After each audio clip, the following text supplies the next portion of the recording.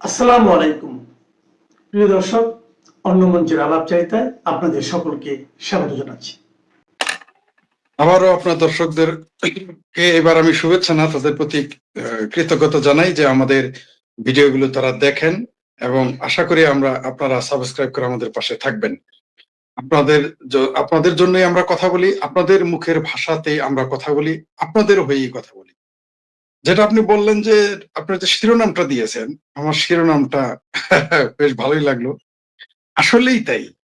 আপনি হয়তো সরাসরি বলে দিয়েছেন বাংলাদেশের আইনেই আছে যে কেউ যদি সংবিধানকে কাটছাঁট করে মানে সংবিধানের বিরুদ্ধে কিছু বলে, আপনি সরকারের বিরুদ্ধে যা ইচ্ছা তাই বলতে পারবেন, করতে পারবেন।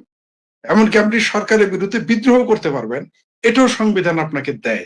এই অধিকার আপনাকে দেয়। যদি যদি সেই সরকার সংবিধানের বিরুদ্ধে কোনো কিছু করে। তাহলে একটা সরকার যদি সংবিধানের বিরুদ্ধে কিছু করে আপনাকে বিদ্রোহ করার অধিকার দেয়। এবং বাংলাদেশের সংবিধান অনুযায়ী, আইন অনুযায়ী তাদের অবশ্যই এমনকি তাদের একটাই পানিশমেন্ট, এমন না যে আপনার যে অন্য ধারা আছে সরাসরি মৃত্যুদণ্ড। ডক্টর ইউনূস তো ভয় পাবেই। ডক্টর ইউনূসের যারা সারথি, ডক্টর ইউনূসের যারা কমরেড, ডক্টর ইউনূসের যারা সাহাবী, ডক্টর ইউনূসের যারা বন্ধু, ডক্টর ইউনূসের যারা নাতিপুতি, ডক্টর ইউনূসের যারা উপদেষ্টা, হরি বরি সুরি গেলমান কোটায় যারা উপদেষ্টা হয়েছে তারা, এমনকি তার মাঠের বাইরে ছটিয়ে ছিটিয়ে থাকা মানে খেলার ইউনূস কিন্তু খুব চালাক লোক। মানে সে শুধু নিজেই খেলে না, দুই টিমই তার মাঠে যে নামায় সেই দুই টিমই তার থাকে। আরো মজার বিষয়, দর্শকের ভিতরেও তার খেলোয়াড় রেখে দেয়। ওই যে তারা দর্শকের মধ্যে রাখা তার খেলোয়াড়, তারাও ভয়ে আছে যে কোনো কারণে যদি তাদের এই মুহূর্তে স্বাদের ক্ষমতা আচ্ছা তো হবেই 2 দিন আগে আর পরে, তাই সে হ্যাঁ ভোটকে জয়যুক্ত করার জন্য উঠে পড়ে লেগেছে। কিন্তু আমি আপনার চ্যানেলের মাধ্যমে স্পষ্ট করে বলে দিতে চাই, কোনো সুদূর বুদুর চলবে না। কারণ এটা তো আপনারা হেনা ভোট বলেন, আমি এটাকে হেনা ভোট বলি। এই হেনা ভোটের তেনা পেছানোর বয়ান বাংলার জনগণও শুনবে না, সংবিধানেও নাই, বাংলাদেশের মুক্তিযুদ্ধের পক্ষের জনগণ এগুলো মানবে না। এই ভোটে যদি সে মনে করে যদি যে হেনা ভোট দিয়ে এসে পার পেয়ে যাবে, তার সেই স্বপ্নে ঘুরে বালি পড়বে। কারণ বাংলাদেশের জনগণ জানে কখন কি করতে হয়। তারা এই সন্ত্রাস, হত্যা, ধর্ষণ, খুন এবং বাংলাদেশের সংবিধান বিরোধী কার্যকলাপ, বাংলাদেশের রাষ্ট্র বিরোধী কার্যকলাপ, পুলিশ হত্যা করা, থানা জ্বালিয়ে দেওয়া, মেট্রো রেল জ্বালিয়ে দেওয়া সহ এই যে গণবিধ্বংসী যত কাজ করেছে তা থেকে কেউ মুক্তি পাবে না। কারণ বাংলাদেশের সংবিধান তাকে এইভাবে ছাড় দিবে না। যতই ইন্ডেমনিটি দেখ, কোন কাজ হবে না। কারণ সবচাইতে বড় আদালত হচ্ছে গণ আদালত, জনতার আদালত। তার চাইতে বড় কোনো আদালত নাই। আওয়ামী লীগ হয়তো আইনের হাতে বাধ্য, বিএনপি আইন মানতে চলতে বাধ্য, মানুক না মানুক সেটা পরের কথা, কিন্তু মানতে বাধ্য।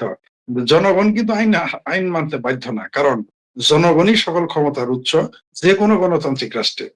তো জনগণ এই যে যারা সংবিধান কাটছাট করতে চাচ্ছে, বাংলাদেশের মুক্তিযুদ্ধকে বিতর্কিত করেছে, বাংলাদেশের মুক্তিযুদ্ধের চেতনা, বাংলাদেশের মুক্তিযুদ্ধের স্পিরিট, বাংলাদেশের মুক্তিযুদ্ধের যত স্মারক, যত চিহ্ন যেভাবে তারা ধ্বংস করেছে, বাংলাদেশের জনগণ এগুলো সব মনে রেখেছে, একটাও ভুলে না। এটা 71 সাল না যে মানুষ ভুলে যাবে, মানুষ সব মনে রেখেছে, অন রেকর্ড আছে। সবচেয়ে হাস্যকর ব্যাপার, এবং মানে এরা যে কত বড় বোকা, এরা নিজেরাই থানা ভাঙে, পুলিশ মারে, আবার সেগুলো লাইভ এসে বলে। মানে আপনি আগামীতে যাদের ফাঁসিতে ঝোলাবেন বা আদালত তাদের ফাঁসিতে ঝোলাবে, অথবা যেহেতু আদালতে যাইতে নিষেধ করছে, ইন্ডেমনিটি দিয়ে দিছে, জোলাই যোদ্ধারা এখন নবী, ভগবান, রাসূল, আল্লাহ, খুদা, দেবতা তাদের সব বড় হয়ে গেছে, তাদের নিয়ে আপনি কোনো কথাই বলতে পারবেন না। এমনকি আজকে ওই যে ফাজল নাকি ফাজুল একটা আছে, ফাজিল, কে যেন বলছে যে বিপ্লবকে মব বলা যাবে না। ঠিকই তো, বিপ্লবের মব বলবো কেন? মবেরই আমরা মব বলি, বিপ্লব হলে না বিপ্লব বলবো, এদের মব বলা যাবে না। মানে নাই দেশে পুটকালাই সন্দেশ, মানে তারা যা বলবে সবই হবে। আর্মি শুধু ব্যারাকে ফিরে যেতে দেন, তারপর দেখতে পারবেন হাউ মেনি পেডিতে হাউ মেনি রাইস। এরা কল্পনাও করতে পারতেছে না এদের কপালে কি দুঃখ বয়ে আসবে। এরা ইন্ডেমনিটি দিছে, আদালতে যাইতে দিবে না, খুব ভালো করছে। কারণ আমরা আদালতে যাইতে চাই না, আমরা জনতার আদালতে যেতে চাই। জনতার আদালতে দেখবেন এদের বিচার হবে, এবং জনগণই বিচারক, জনগণই উকিল, জনগণই রায় দিবে, জনগণই আবার সেই সাজা, সেই রায়কে বাস্তবায়ন করবে। খুব শীঘ্রই দেখতে পারবেন। সেই ভয়ে তারা এই যে হেনা ভোট, হেনা তেনা ভোট, এগুলো আলাপ, হেনা হেনা তেনা ভোট একটা আলোচনা করতেছে। এগুলো দিয়ে শুনেন, এই হেনা তেনা ভোট দিয়ে এই গণ আদালত থেকে তারা বাঁচতে পারবে না, এটা আপনি নিশ্চিত থাকেন। শুনেন, আমাকে না, মানে এটা বলা ঠিক না, নিজের প্রশংসা হয়ে যায়। তারপরে মাঝে মাঝে বলতে আমাকে কোন একজন বলছিল যে ফরিদ সাহেব, আপনি শুধু এখন ইংরেজিটা খুব ভালো করে, মানে আপনি মানে খুব ভালোভাবে ইংরেজিটা আয়ত্ত করেন, আর কিছু না হয় আপনাকে কোনো রাষ্ট্রদূত বানাই দিবে। আমি হাসছি, মানে আপনি উন্মাদ হয়েছেন, আমার সেই যোগ্যতা আছে? হাসাহাসি করেছি যে এই সমস্ত তেল মেরেন না, এই সমস্ত বক্তব্য দিয়ে না, ইংরেজি শিখলে আমাকে রাষ্ট্রদূত কেন বানাবে, এগুলো তাকে এড়াই গেছি। আপনি কি জানেন, সেই লোকটা আমাকে 4 দিন আগে ফোন দিছিল, মানে তাকে আমি একরকম অ্যাভয়েড করছি আর বলছি যে আমার তেল মেরেন না। সেই লোক বললো, ভাই ওই আপনি যাকে পাখি বাদির পোলা হাদি বলেন, ওই পাখি বাদির পোলা হাদির ভাই কিন্তু সহকারী হাই কমিশনার হয়ে গেছে, মানে তাও আবার যুক্তরাজ্যের মতো জায়গায়। বলো সে যদি, ফরিদ ভাই আমি যে কথাটা বলেছিলাম আপনি তো ইয়ার কি মনে করছিলেন? তা এই যারা সুখ করে আপনার ভাষা, মানে আমার কথায় আমাকে ফেরত দিছে যে আপনার ভাষায় যারা সুখ করে 8 দিন যাবৎ, মানে সে বোধ 8 বল না 8 দিন যাবৎ রাজনীতিতে আসছে, মানে রাজনীতিও করে নাই, সে তো করে নাই, করছে হাদি, তারাই এখন রাষ্ট্রদূত হয়ে যাইতেছে, রাষ্ট্রদূতের পদমর্যাদা পাইতে যাইতেছে, তারপর নাহিদ প্রধানমন্ত্রী হয়ে যাইতে পারতেছে। আমি কি কথাটা ভুল বলছিলাম? দেখেন, দর্শক এগুলো মনে রাখছে, মানে মানুষ এগুলো মনে রাখে, মানে দেশটাকে, মানে একটা সহকারী হাই কমিশনারের পদ, এগুলো তো সাংবিধানিক পোস্ট, এগুলো একটা পদ, তারপরে প্রধানমন্ত্রী পদ, মন্ত্রিত্বের পদ, এইগুলোকে তার তামাশা বানায় ফেলছে। আপনি দেখেন আমার যে 3 ভাতিজা আমার ভাবির পোলা, 3টা যে উপদেষ্টা পরিষদে ছিল, আপনি বিশ্বাস করেন, মানে ডক্টর ইউনূসের লিঙ্গজ্ঞান কাণ্ডজ্ঞান নিয়ে আমার হাসাহাসি আসছিল। কারণ কি জানেন, যে আচ্ছা ঢাকা বিশ্ববিদ্যালয়ে এর আগে যখন ছাত্র আন্দোলন হয়েছিল 90-এ, তখন কি তারা কোনো পদে আসছিল? আসে নাই। যদি এদেরকে মন্ত্রী বানিয়ে দিয়েছে সরাসরি, মানে এদের মানে বাংলাদেশের রাজনীতি, পদ, এমপিত্ব, মন্ত্রিত্ব, এগুলোকে হাস্যকর বানিয়ে ফেলতেছে। প্রধানমন্ত্রিত্ব এগুলো হাস্যকর বানিয়ে ফেলতেছে। অলরেডি নোবেল পুরস্কার তো হাস্যকর হয়ে গেছে ডক্টর ইউনূসের কারণে। ডক্টর ইউনূসের কারণে বাংলাদেশে, অন্তত বাংলাদেশে বা আশেপাশের দেশে নোবেল প্রাইজ এখন একটা হাস্যকর বিষয়। এটাকে মানুষ 420 কাজ মনে করে, সনদ মনে করে, গোলামের সনদ মনে করে এই নোবেল প্রাইজ। আগে আমিও অনেক কিছু মনে করতাম, অন্তত শান্তি পুরস্কারের ব্যাপার, অন্য সাবজেক্ট ওয়ারি যেগুলো আছে সেই কথা, পদার্থবিজ্ঞানে বলেন বা সাহিত্যে বলেন, অন্য যে জায়গায় কথা বলেন ওগুলোর কথা বলিনি, বিজ্ঞানের কথা বলেন, চিকিৎসা বিজ্ঞানের কথা বলেন, অর্থনীতিতে বলেন, সেগুলো নিয়ে বলছি। কিন্তু শান্তিতে নোবেল যারা দেয়, এটা সম্পূর্ণ সন্দেহজনক এবং হাস্যকর। এগুলো যে দাসত্বের চিহ্ন, এগুলো যে গোলামির সার্টিফিকেট, এগুলো যে বদমাইশি এবং দেশ দ্রোহিতার সার্টিফিকেট, এটা আমরা এখন বুঝে ফেলেছি।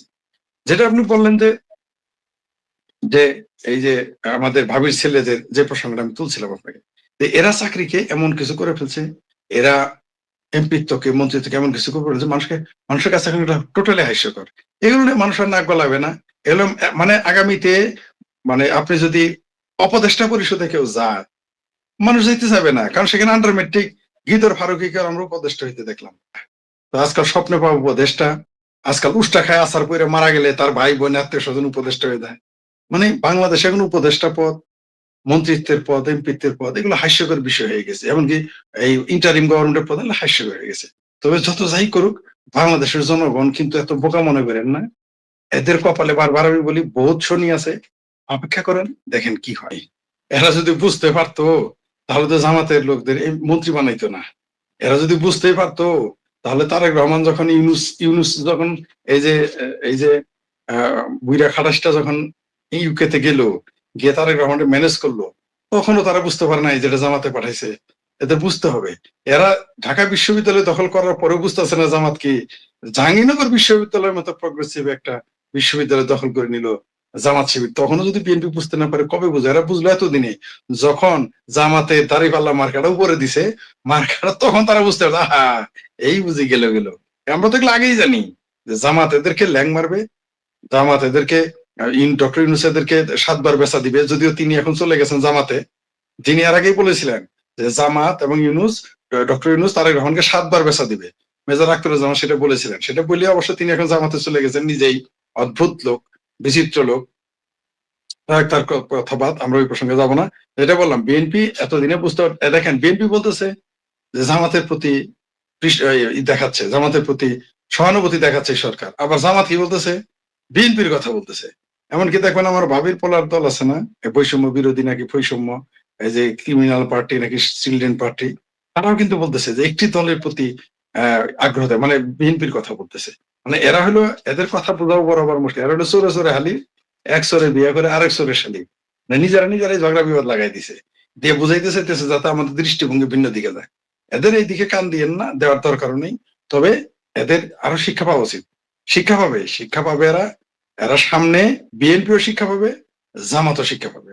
আপনি সবসময় মনে রাখবেন, যেটা সৈয়দ আশরাফ সাহেব বলেছিলেন, যে বাংলাদেশের মৌলবাদী শক্তি হলো বাংলাদেশ এবং আওয়ামী লীগের আসল শত্রু। তাহলে আওয়ামী লীগ এবার শত্রু যদি হয়, মৌলবাদী শক্তি দেশের যদি হয়, তাহলে বিএনপি যদি দেশের পক্ষে থাকে, তাহলে অবশ্যই তারা শত্রু হবে। ভারী কথা। আপনি দেখতে পাচ্ছেন যে কিছুদিন আগে তারা হায়ার করেছিল চরমনাই পীরকে গালাগালি করার জন্য, বিএনপি কে শেষরা চাঁদাবাজ বললো। এবং বিস্ময়কর ব্যাপার দেখেন আপনি, কোকোকে, তারেক রহমানের ছোট ভাই মৃত, তাকে কুকুর বললো এই যে আমির হারামজাদা, নাকি আমির হামজা, জামাতের এমপি প্রার্থী আর কি, এই যে জামাতের মুনাফেক। অথচ এই আমির হারামজাদা এক সময় ওয়াজের মঞ্চে চেঁচিয়ে বলছিল তার বাপ দাদা 14 গোষ্ঠী, এমনকি নানার গোষ্ঠী আওয়ামী লীগ করে, এখন নিয়েছে জামাতের টিকিট। আবার দেখেন, আওয়ামী লীগের কোন লোক কিন্তু তারেক রহমানের সমালোচনা করেছে, কোকোর সমালোচনা করেছে, খালেদা জিয়ারও সমালোচনা করেছে, বিএনপির সমালোচনা, এমনকি জিয়ারও সমালোচনা করে। কিন্তু কুকুর কিন্তু বলে নাই। বলেছে কি, একটা আওয়ামী লীগের কর্মী আজ পর্যন্ত, এই যে এত নির্যাতন নিপীড়ন চলতেছে, 32 নম্বর ভেঙে ফেলেছে, তারেক রহমানকে কুকুর বলেছে বা শুয়োর বলেছে? বলেনি। বা খালেদা জিয়াকে গালি দিয়েছে? দেয়নি। জিয়াকে গালি দিয়েছে? দেয়নি। কিন্তু এই জামাত, যারা বিএনপির আসল তলে না গেলে যাদের অস্তিত্ব থাকতো না, এরা কত কৃতজ্ঞ এই জামাত, যে তারেক রহমানের মৃত ভাইকে বলতেছে কুকুর। একটা মৃত মানুষকে সে কুকুর বলতেছে। কি বুঝলেন? মানে জামাত একটা মুনাফেক এবং অকৃতজ্ঞ। এরা শুধু আওয়ামী লীগের শত্রু না, এরা বিএনপির শত্রু। আপনি দেখেন, যখন খালেদা জিয়া মারা গেল, জয় কি বক্তব্য দিল, জননেত্রী শেখ হাসিনা কি বক্তব্য দিল? তারা রাজনৈতিক বক্তব্য দিচ্ছে এবং লিবারেল, যেটা একটা প্রকৃত গণতান্ত্রিক বক্তব্য। যাদের গণতান্ত্রিক নেতাদের যে গুণাবলী, সেই ভাষায় তারা শেখ হাসিনা এবং জননেত্রী শেখ হাসিনা এবং সজীব ওয়াজেদ জয়, সেই ভাষায় তারা বক্তব্য দিয়েছে। কিন্তু এই আমির হারামজাদারা, এই জামাতিরা, যে বিএনপির কোলে জিয়া যাদের জায়গা দিল, খালেদা জিয়া যাদের আসল আনলো, মন্ত্রী বানাইলো, তারা খালেদা জিয়ার পুত্রকে কুকুরের সাথে তুলনা, কুকুর বলতেছে। চিন্তা করে দেখছেন? অথচ এই ছাত্র শিবিরেরা, এই ছাত্র দলেরা শিবির করে খালাতো ভাই মনে করে, কিন্তু ছাত্রলীগের খুনাখুনি করে। ছাত্রলীগ কবে তাদের কুকুর বলছে? কোনোদিনই বলে নাই, এবং বলবেও না, আমি জানি বলবে না। এই চর্চা তারা করে না। অন্য বিষয় থাকতে পারে, অন্তত কুকুর বলবে না। একটা মৃত মানুষকে তারা কুকুর বলে নাই। মানে এই যে আমরা বললাম বিএনপির এটা কথা বলে না, মনে হয় যে এটা, অথচ এটা যদি আওয়ামী লীগের কোন লোক বলতো বা আমি বলতাম, আপনি বলতেন, এতক্ষণ গালাগালির চোটে মানে বন্যা বয়ে যেত আর কি আমাদের। কিন্তু জামাতিদের তারা কিছুই বলতেছে না। এটা আপনি খেয়াল করছেন?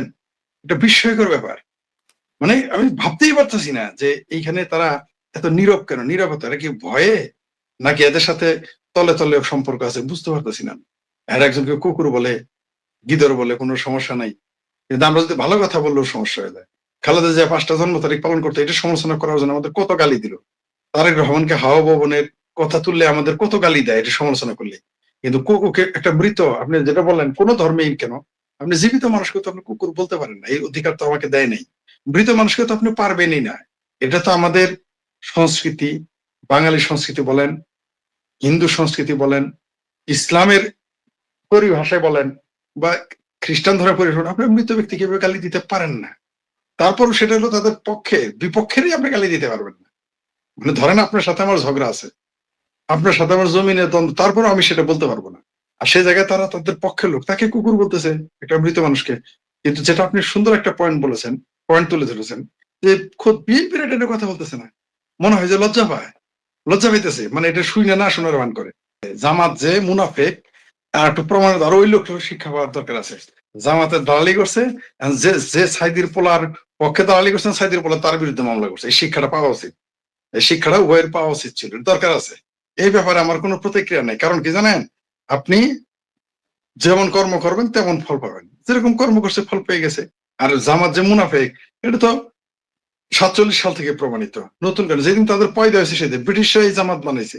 তারপরে তারা ভারতের স্বাধীনতা আন্দোলনের বিরোধিতা করছে, তারপরে তারা পাকিস্তান বিরোধিতা করছে, তারপরে তারা বাংলাদেশের সৃষ্টি বিরোধিতা করছে। এটা বিএনপির নেতারা এখন সাইদির পোলা এসে দেখে আরবের খুরমা খেজুর হয়ে গেছিল, তাকে ছেড়ে দিতে হবে। ও আইন কি সবার জন্য সমান নাকি? আইন কি সবার এক একজন আলাদা? সাইদির পোলা হলে সব মাপ, সাইদির পোলা রাজাকারের পোলা তাই সব মাপ। এই দেশে মুক্তিযোদ্ধার সন্তান বলে তাকে চড়ানো হয়েছে, আমরা দেখেছি। আইন শৃঙ্খলা বাহিনীর সদস্য তাকে চড়াইছে। আগামীতে এই সমস্ত রাজাকারের পোলা, রাজাকারের পোলাদের বাপের কবর বাংলার জমি থেকে উচ্ছেদ করা হবে, নিশ্চিত থাকেন। বিএনপিরও ভুল করতে পারে, বাংলাদেশের জনগণ আর ভুল করবে না। বাংলাদেশের জনগণ এবার রূপ চিনে ফেলেছে।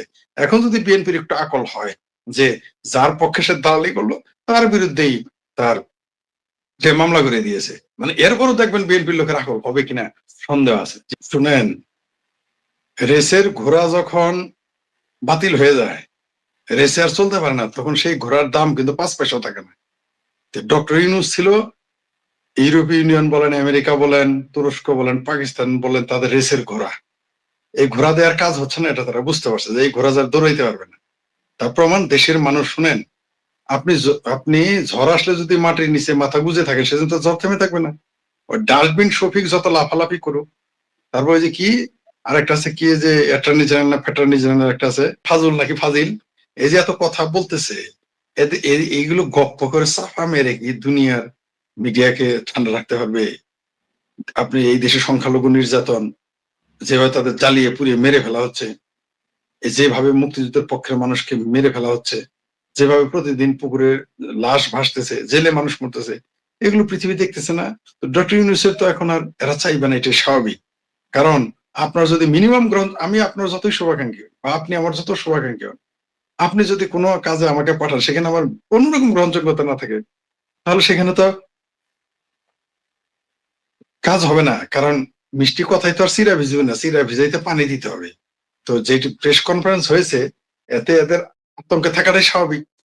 আর নির্বাচন হবে না, এটা তো আপনাকে বলেছি যে 11 তারিখ রাত 11টা 59 মিনিট পর্যন্ত আমি নিশ্চিত নির্বাচন হবে না। 1 মিনিট পরে কি হবে সেটা বলতে পারবো না। আর আপনি যেটা বললেন, এই প্রেস কনফারেন্স তো এই নির্বাচনকে আরো প্রশ্নবিদ্ধ করে ফেলেছে। দিল্লিতে যে প্রেস কনফারেন্স হয়েছে, এত সাংবাদিক কখনোই কোনো প্রেস কনফারেন্সে ছিল না, আপনি জানেন। সারা দেশের মানুষ দেখেছে, পৃথিবীর মানুষ দেখেছে।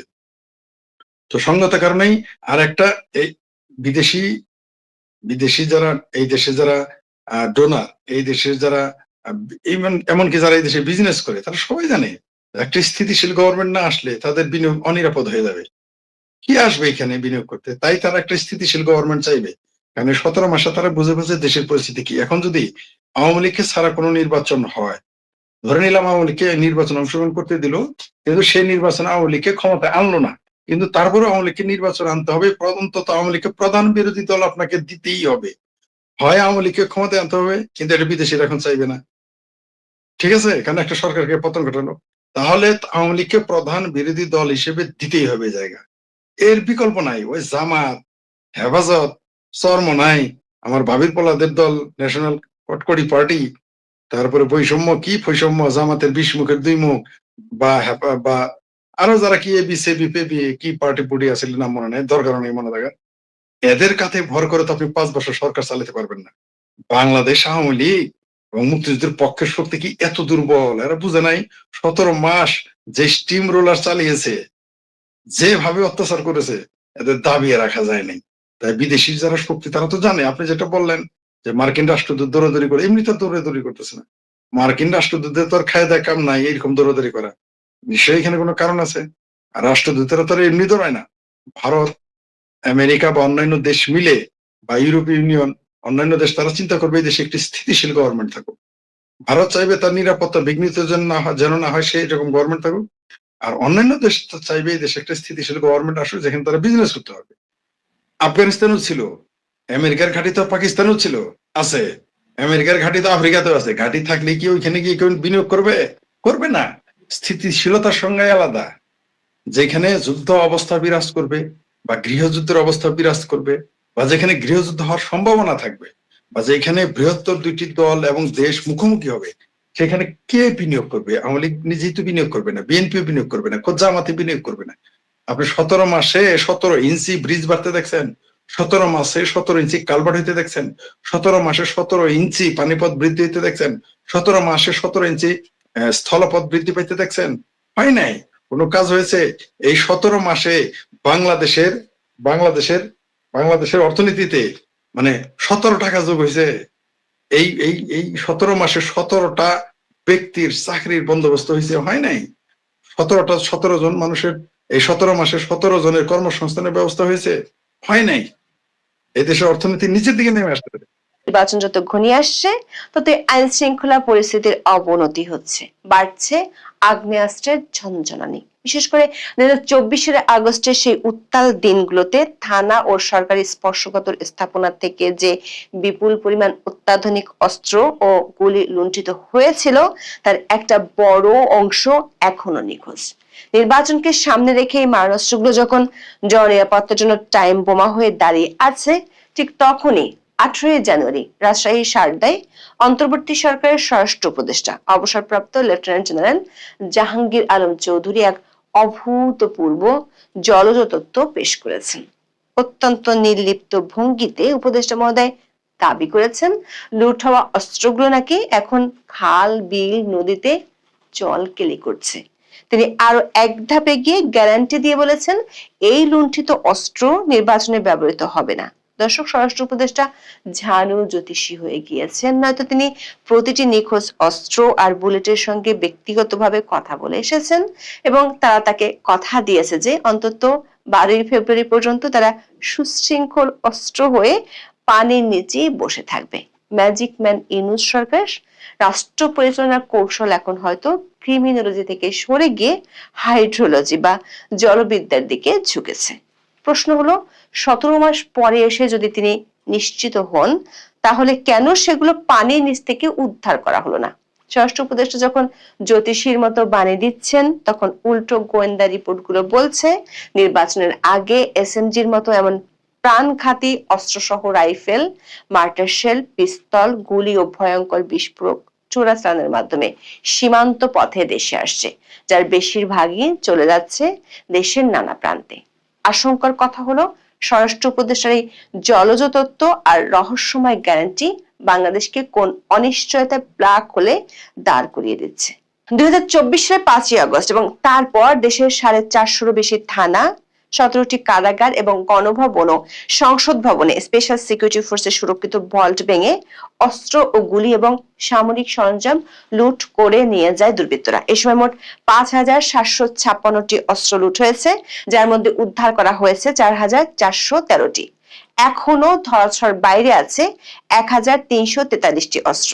এই 1343টি নিখোঁজ অস্ত্রের মধ্যে সাধারণ পিস্তলই শুধু নেই, আছে এসএমজি বা সাবমেশিন গান, এলএমজি বা light machine gun, sniper rifle এবং চাইনিজ রাইফেলের মতো মারণাস্ত্র। আবার মোট লুট হওয়া গুলির সংখ্যা ছিল 6,52,082 রাউন্ড, যার মধ্যে 3,94,334 রাউন্ড উদ্ধার করা হয়েছে।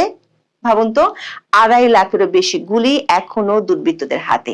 এটা কি কোনো সাধারণ চুরির ঘটনা? এটি একটি অঘোষিত যুদ্ধের রসদ যা দেশের যে কোনো প্রান্তে মজুদ আছে।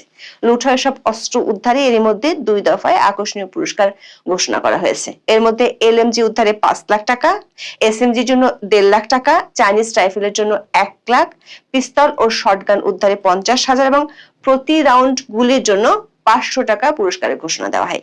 কিন্তু কাজের কাজ কিছুই হয়নি। নির্বাচনের সময় যতই ঘনিয়ে আসছে, ততই আইন শৃঙ্খলা বাহিনী সহ নানা মহল থেকে এসব অস্ত্র নিয়ে উদ্বেগের কথা তুলে ধরা হচ্ছে। বিশেষ করে এসএসএফ এর 32টি অত্যাধুনিক অস্ত্র, স্নাইপার রাইফেল, অ্যান্টি ড্রোন গান এবং অ্যান্টি ড্রোন সিস্টেম এখনো উদ্ধার করা যায়নি। স্নাইপার রাইফেল দিয়ে কি হতে পারে তা বলাই বাহুল্য। অথচ স্বরাষ্ট্র উপদেষ্টা 17 মাস পরে এসে বলছেন এগুলো নাকি খালে বিলে আছে। 18 জানুয়ারি রাজশাহীর শারদায় বাংলাদেশ পুলিশ একাডেমিতে 41তম বিসিএস পুলিশ ব্যাচের প্রশিক্ষণ সমাপনী কুচকাওয়াজ অনুষ্ঠান ছিল বেশ জমকালো। নবীন কর্মকর্তাদের পেশাদারিত্বের ছবক দেওয়ার পর সাংবাদিকদের মুখোমুখি হয়ে স্বরাষ্ট্র উপদেষ্টা যে থিওরি দিলেন তা আধুনিক অপরাধ বিজ্ঞানের ইতিহাসে একটি কমেডি ক্লাসিক হয়ে থাকতে পারে।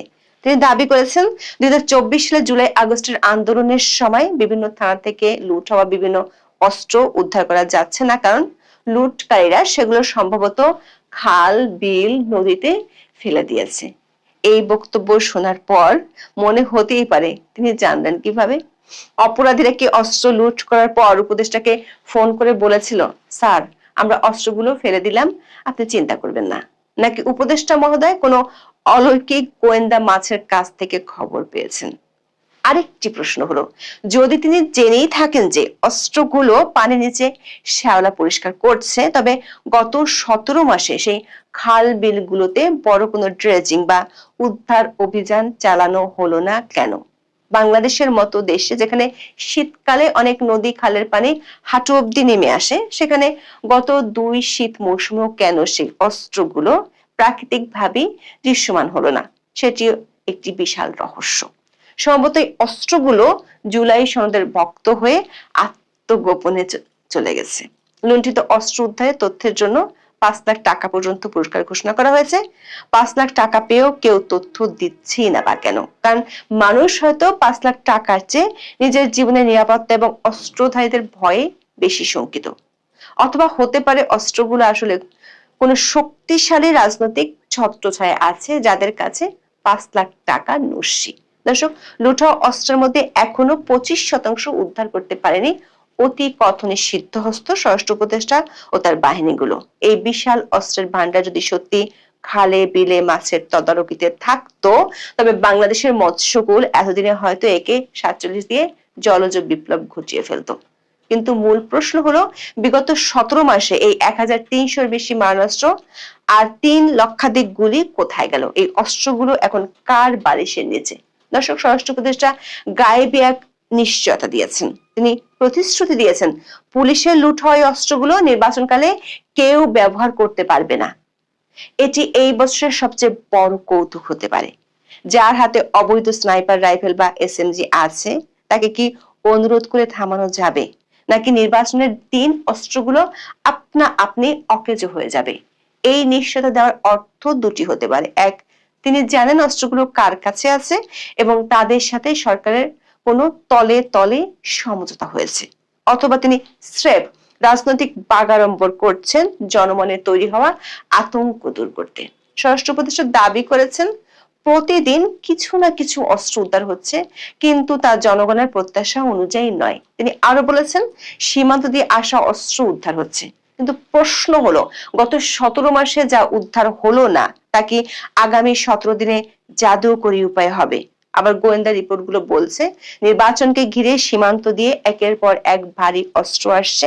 নির্বাচনের আগে এসএমজির মতো এমন প্রাণঘাতী অস্ত্র সহ রাইফেল, মার্টার শেল, পিস্তল, গুলি ও ভয়ঙ্কর বিস্ফোরক চোরাচালানের মাধ্যমে সীমান্ত পথে দেশে আসছে। বিজিবির হিসেব অনুযায়ী চলতি বছরের প্রথম 9 মাসে পাচারের সময় দেশের সীমান্তবর্তী এলাকা থেকে মোট 1225টি অস্ত্র, গুলি ও ম্যাগাজিন জব্দ করা হয়।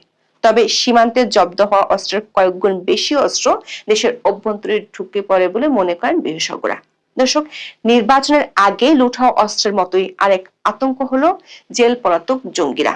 ফাঁসির দণ্ডপ্রাপ্ত সহ 79 জন লিস্টেড জঙ্গি গত 17 মাস ধরে সরকারের নাগালের বাইরে। তবে স্বরাষ্ট্র উপদেষ্টা দেশে জঙ্গি দেখেন না। তিনি দাবি করেছেন যে দেশে এখন জঙ্গিবাদ নাই বললেই চলে। তার মতে যা আছে তা হলো ফ্যাসিস্ট জঙ্গি, যারা বিদেশে আশ্রয় নিয়েছে।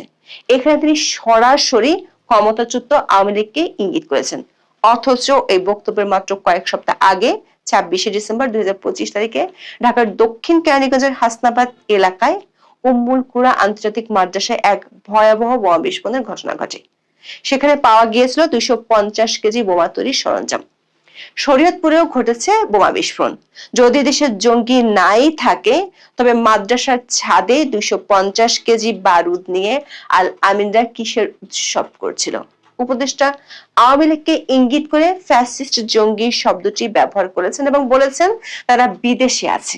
তাহলে জেল পলাতক দুর্ধর্ষ জঙ্গিরা এখন কোথায়? তারা কি সবাই বিদেশে বসে ফ্যাসিজমের বই লিখছে, নাকি দেশের ভিতরেই লুট হওয়া অস্ত্রগুলো দিয়ে কোনো বিশাল ব্লুপ্রিন্ট তৈরি করছে? দর্শক, স্বরাষ্ট্র উপদেষ্টার খালবিল তত্ত্ব বাংলাদেশের রাজনৈতিক ইতিহাসে এক অমূল্য হিউমার হিসেবে টিকে থাকবে। তিনি হয়তো মনে করছেন অস্ত্রগুলো পানির নিচে শ্যাওলার সাথে সন্ধি করে নিরামিষি হয়ে গেছে, কিন্তু বাস্তবতা হলো নিখোঁজ 1335টি মারণাস্ত্র আর 3 লক্ষ গুলি কোনো সাধারণ মানুষের হাতে নেই। এগুলো হয়তো এমন কোন শক্তির হাতে মজুদ আছে যারা হয়তো মোক্ষম সময়ের অপেক্ষায় আছে। এখনো পর্যন্ত চট্টগ্রামে বিএনপি প্রার্থীর উপর হামলাকারী ইনকিলাব মঞ্চের আহ্বায়ক ওসমান হাদির হত্যাকারীদের টিকিটিও ছুঁতে পারেনি সরকার। বিশ্লেষকরা মনে করেন ভবিষ্যতে ষষ্ঠ উপদেষ্টার বক্তব্যের প্রভাব হতে পারে ভয়াবহ। ভোটাররা যখন জানবেন যে উপদেষ্টার কাছে অস্ত্রের হদিস নেই অথচ তিনি গ্যারান্টি দিচ্ছেন, তখন ভোট কেন্দ্রে যাওয়ার চেয়ে ঘরে বসে খালবিলের গল্প শোনা কি বেশি নিরাপদ মনে করবেন। উপদেষ্টা মহোদয়ের বক্তব্য শুনে মনে হতে পারে তিনি হয়তো আশা করছেন নির্বাচনের দিন অস্ত্রধারীরা ব্যালট বাক্সের বদলে